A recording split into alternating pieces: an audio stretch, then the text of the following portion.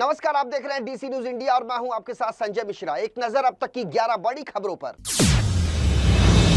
प्रधानमंत्री नरेंद्र मोदी आज महाराष्ट्र के दौरे पर हैं। आज अकोला में एक जनसभा को संबोधित करते हुए उन्होंने कांग्रेस पार्टी पर बड़ा हमला बोला। प्रधानमंत्री नरेंद्र मोदी ने कहा कि विपक्षी महाविकास आघाड़ी का मतलब है भ्रष्टाचार और हजारों करोड़ रुपए के घोटाले। दरअसल शुक्रवार को धुलिया और नासिक में भारतीय जनता पार्टी ने अपने चुनाव प्रचार को एक कदम आगे बढ़ाया। पीएम मोदी ने दलितों, आदिवासियों और ओबीसी से एक है तो सुरक्षित है का नारा देते हुए एकजुट रहने की अपील की। प्रधानमंत्री नरेंद्र मोदी ने इस दौरान लोगों को 9 नवंबर की तारीख याद दिलाते हुए कहा कि आज की तारीख बहुत ऐतिहासिक है। साल 2019 में आज ही के दिन देश की सर्वोच्च न्यायपालिका ने राम मंदिर पर अपना अहम फैसला सुनाया था।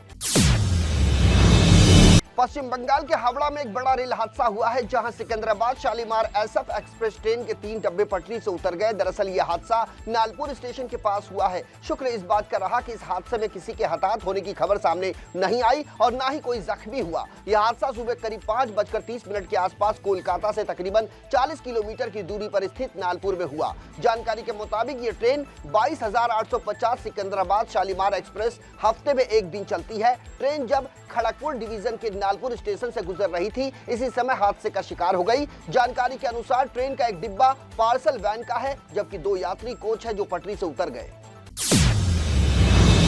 महाराष्ट्र के रायगढ़ जिले के अंतर्गत आने वाले खपोली के पास मुंबई पुणे एक्सप्रेस वे पर शनिवार तड़के एक बड़ा हादसा हो गया। बताया जा रहा है कि सड़क के किनारे खड़ी एक बस से एक ट्रक के टकरा जाने से यह भीषण हादसा हो गया। इस हादसे में 18 यात्री घायल हो गए। इनमें से 8 की हालत नाजुक बताई जा रही है। पुलिस के अनुसार यह दुर्घटना सुबह करीब 4 बजे हुई। उन्होंने कहा कि निजी बस जो कोल्हापुर से मुंबई जा रही थी वो अचानक खड़े एक ट्रक से टकरा गई। बताया जा रहा है कि दुर्घटना बस के चालक द्वारा स्टीयरिंग पर नियंत्रण खो देने के कारण हुई। वहीं घायल हुए 18 यात्रियों को रायगढ़ जिले के कामोठे स्थित एमजीएम अस्पताल ले जाया गया, जिनमें से 4 महिलाओं समेत 8 की हालत गंभीर बताई जा रही है। झारखंड में विधानसभा चुनाव होने के लिए बहुत कम समय बचे हैं। इसी बीच सूबे में इनकम टैक्स विभाग एक्टिव मोड में नजर आ रहा है। राज्य के सीएम हेमंत सोरेन के निजी सलाहकार सुनील श्रीवास्तव और उनसे जुड़े कई लोगों के ठिकानों पर इनकम टैक्स विभाग ने छापेमारी की है। मीडिया रिपोर्ट्स के मुताबिक इनकम टैक्स विभाग ने सुनील श्रीवास्तव, साथ ही उनके परिवार के सदस्यों और उनसे जुड़े कुल 16 से 17 जगहों पर छापेमारी की है। कहा जा रहा है कि रांची में 7 और जमशेदपुर में 9 जगहों पर छापेमारी चल रही है। इसमें जमशेदपुर के अंजानिया इस्पात समेत अन्य ठिकाने भी शामिल है। झारखंड में विधानसभा चुनाव से पहले रांची में इनकम टैक्स की ये बड़ी कार्रवाई कही जा रही है।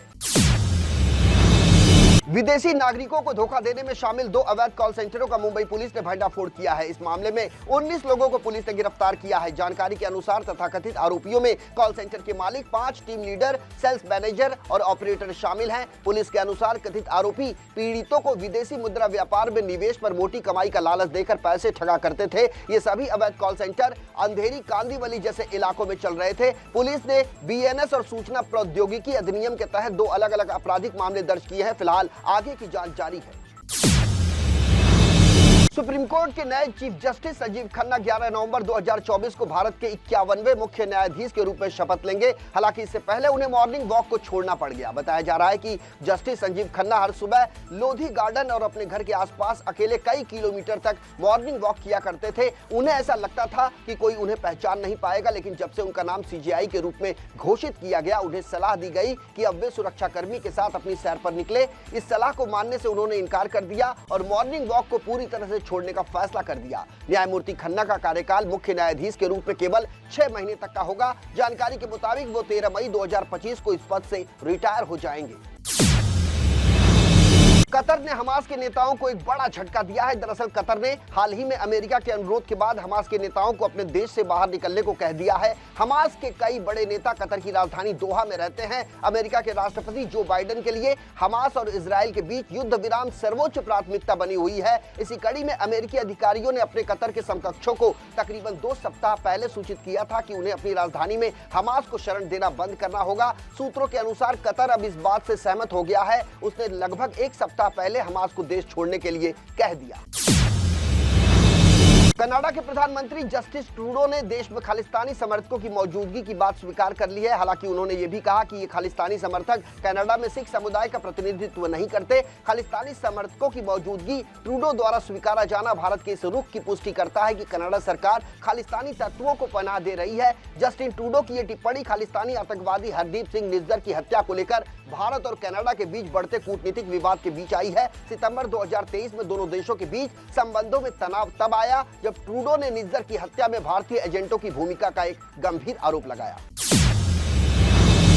राष्ट्रपति चुनाव से पहले डोनाल्ड ट्रंप को जान से मारने की ईरानी साजिश को एफबीआई ने विफल कर दिया। यह खुलासा शुक्रवार को अमेरिकी न्याय विभाग ने किया है। दरअसल फेडरल ब्यूरो ऑफ इन्वेस्टिगेशन यानी एफबीआई ने इस्लामिक रिवोल्यूशनरी गार्ड कॉर्प्स के सहयोगी फरहाद शकेरी समेत 3 लोगों पर मुकदमा दर्ज किया है। मैनहट्टन की संघीय अदालत में दायर आपराधिक शिकायत में बताया गया कि ईरान के पैरामिलिट्री रिवोल्यूशनरी गार्ड के एक अधिकारी ने सितंबर में भाड़े के हत्यारे फरजाद शकेरी को ट्रंप पर नजर रखने को और मौका मिलते उन्हें मारने का निर्देश दिया था। इसके लिए उसे $5 लाख की पेशकश की गई थी। शिकायत में कहा गया है कि अधिकारी ने शकेरी से यह भी कहा था कि यदि वो ऐसा न कर पाए तो वो राष्ट्रपति चुनाव तक रुक जाए, क्योंकि अधिकारी का मानना था कि ट्रंप चुनाव हार जाएंगे और तब उनकी हत्या करना आसान होगा।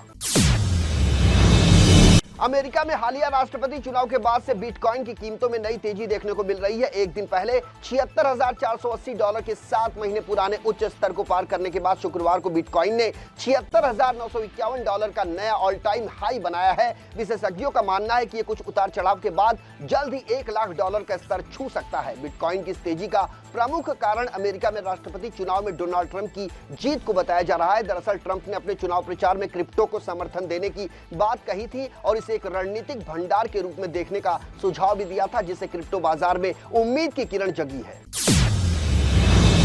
हल्दी को लेकर एक बड़ी खबर सामने आ रही है। दरअसल भारत सहित नेपाल और पाकिस्तान में बेची जाने वाली हल्दी में लेड का लेवल नियामक सीमा से कहीं अधिक पाया गया है। Science of the total environment के अनुसार भारत के पटना और पाकिस्तान के कराची और पेशावर से लिए गए हल्दी के सैंपल में तकरीबन 1000 माइक्रोग्राम ज्यादा पाया गया। गुवाहाटी और चेन्नई में भी लेड का लेवल भारतीय खाद्य सुरक्षा और मानक प्राधिकरण द्वारा निर्धारित नियामक सीमा से अधिक पाया गया है। दरअसल लेड एक भारी धातु होता है जिसे कैल्शियम का नकल कहा जाता है। अगर आप इसका अधिक सेवन करते हैं तो ये हड्डियों में जाकर जमा हो जाता है। ये मेटाबॉलिज्म के लिए भी नुकसानदायक साबित होता है। साथ ही ये आपके ब्रेन और हार्ट के लिए भी बेहद खतरनाक हो सकता है।